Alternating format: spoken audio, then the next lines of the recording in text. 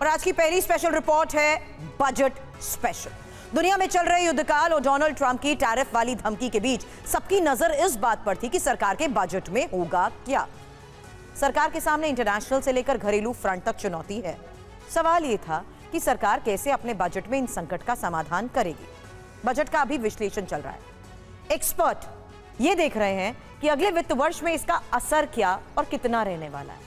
अब तक जितनी बातें पता चली हैं, इस हिसाब से 53,50,000 करोड़ के बजट में सबसे ज्यादा फोकस डिफेंस सेक्टर पर दिखा।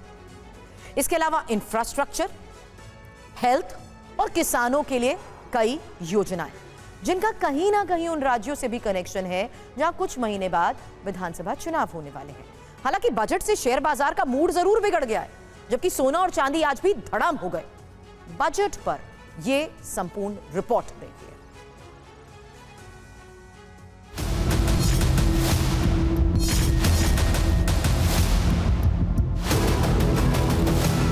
माननीय अध्यक्ष महोदय, वर्ष 2026-27 के लिए बजट प्रस्तुत करती हूँ।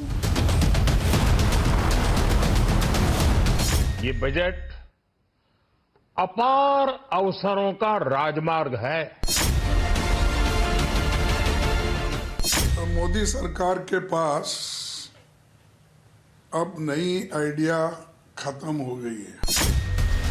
वित्त मंत्री निर्मला सीतारमण ने अपना नवा बजट पेश किया, जिसे विकसित भारत का विजन बताया जा रहा है।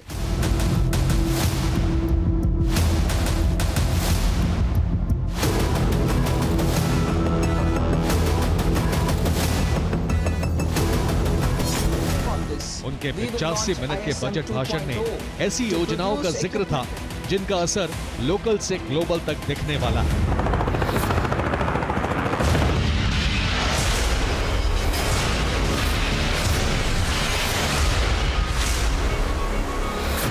सरकार की नजर में रिफॉर्म एक्सप्रेस पर सवार भारत के इस बजट में सबके लिए कुछ न कुछ है। आर्थिक, शिक्षा, स्वास्थ्य, सुरक्षा और कृषि के साथ चुनावी चुनौतियों का भी ख्याल रखा गया है। 2026-27 के लिए रक्षा बजट बढ़कर लगभग 8 लाख करोड़ हो गया है। पिछली बार के मुकाबले ये बढ़ोतरी 1 लाख करोड़ से ज्यादा है। इस बजट में रक्षा क्षेत्र के लिए 7.85 लाख करोड़ रुपए का प्रावधान किया गया है। यह आवंटन पिछले वर्ष की तुलना में 15% से भी अधिक है। यानी इस बार भी केंद्रीय बजट का सबसे बड़ा हिस्सा रक्षा मंत्रालय को मिला है। देश में 7 नए हाई स्पीड रेलवे कॉरिडोर बनाने का ऐलान किया गया है। रेलवे के लिए 2.78 लाख करोड़ रुपए की घोषणा हुई है, जो अब तक सबसे ज्यादा है। परिवहन और सड़क निर्माण के लिए 3.09 लाख करोड़ रुपए दिए गए हैं। बजट में डिजिटल इंफ्रास्ट्रक्चर पर भी जोर देखा। इसके लिए एआई डेटा सेंटर 2047 तक टैक्स फ्री होंगे। इससे बड़े पैमाने पर विदेशी निवेश के भारत आने की संभावना है। This is the first budget prepared in Kartavya Bhavan. We are inspired by 3 Kartavya. Dedicated freight corridor, देश भर में वाटरवेज का विस्तार, high speed rail corridor, tier 2 और टियर 3 शहरों के विकास पर विशेष ध्यान और शहरों को मजबूत आर्थिक आधार देने के लिए म्युनिसिपल बॉन्ड्स को बढ़ावा। कुछ महीने बाद तमिलनाडु, केरल, पश्चिम बंगाल, असम और पुडुचेरी में विधानसभा चुनाव है। बजट में जो वादे किए गए, उनमें इन चुनावी राज्यों का कनेक्शन भी है। पश्चिम बंगाल के दानकोनी से गुजरात के सूरत तक एक नया डेडिकेटेड फ्रेट कॉरिडोर बनाया जाएगा, जिससे माल ढुलाई का काम आसान होगा। जो 7 हाई स्पीड रेल कॉरिडोर बनाए जाएंगे, उनमें एक सिलीगुड़ी से वाराणसी को जोड़ेगा।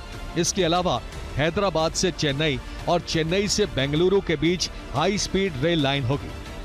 500 जलाशयों और अमृत सरोवरों के विकास के साथ मत्स्य पालन को मजबूत करने की घोषणा हुई है, जो तमिलनाडु जैसे राज्यों के लिए फायदेमंद होगा। सरकार नारियल संवर्धन योजना को बढ़ावा देगी। इसके अलावा काजू और कोको को 2030 तक प्रीमियम ग्लोबल ब्रांड बनाया जाएगा। इसका लाभ केरल, आंध्र प्रदेश और तमिलनाडु जैसे राज्यों के किसानों को मिलेगा। चंदन की खेती के लिए किसानों और राज्यों को मदद दी जाएगी। इससे कर्नाटक, तमिलनाडु और केरल को लाभ होगा। नए बौद्ध सर्किट का ऐलान हुआ है, जिसमें असम समेत पूर्वोत्तर के अन्य राज्यों को जोड़ा जाएगा। सरकार भले ही खुलकर ना कहे, लेकिन बजट में चुनावी फील भी दिख रही है। इसे आप वित्त मंत्री निर्मला सीतारमण के लुक से भी समझ सकते हैं। इस बार वित्त मंत्री ने बैगनी रंग की कांजीवरम साड़ी पहनी थी। ये तमिलनाडु के कांचीपुरम की एक प्रसिद्ध पारंपरिक सिल्क साड़ी है। वो खुद भी तमिलनाडु से आती हैं, जहां कुछ महीने बाद विधानसभा चुनाव है। सरकार अपने बजट की बढ़ चढ़कर तारीफ कर रही है, लेकिन विपक्ष को इसमें कुछ खास दम नहीं दिखा। मोदी सरकार के पास अब नई आइडिया खत्म हो गई है। गरीब तबके के लिए इसमें कुछ नहीं है। आम लोग, किसान, गरीब, गांव में रहने वालों की समझ से बाहर का बजट है। 1/20 लोगों के लिए बजट है। जो 5% लोग हैं उनके लिए बजट बना है। They have not given a single paisa to Bengal. Only one tax is there, GST. They are taking away our money. लेकिन आज जब बजट भाषण पढ़ा जा रहा था, तब शेयर बाजार का रंग लाल हो गया। जो सोना चांदी मिसाइल की रफ्तार से आगे बढ़ रही थी, उसकी चमक बहुत फीकी पड़ चुकी थी। 29 जनवरी को इतिहास रचते हुए चांदी पहली बार 4 लाख के पार चली गई। आज 1 किलो चांदी की कीमत अपने हाई लेवल से गिरते हुए 2,65,000 पर आ गई। यानी सिर्फ 3 दिनों में 1.5 लाख से ज्यादा की गिरावट हुई। इसी तरह 29 जनवरी को 24 कैरेट 10 ग्राम सोने ने 1,80,000 का हाई लेवल बनाया था, लेकिन आज ये 1,38,000 तक पहुंच गया। वहीं सेंसेक्स 1547 अंक टूटकर 80,723 पर, जबकि निफ्टी 495 अंक नीचे 24,825 पर बंद हुआ। इसे 2020 के बाद बजट डे पर शेयर बाजार की सबसे बड़ी गिरावट माना जा रहा है। इसकी वजह बजट में एसटीटी यानी सिक्योरिटीज ट्रांजैक्शन टैक्स में बढ़ोतरी का ऐलान है। फ्यूचर ट्रेडिंग पर एसटीटी 0.02% से बढ़ाकर 0.05% कर दिया गया है। यानी फ्यूचर ट्रेडिंग करने वालों की लागत बढ़ जाएगी। शायद इसलिए शेयर बाजार ने बजट को रेड सिग्नल दिखाया।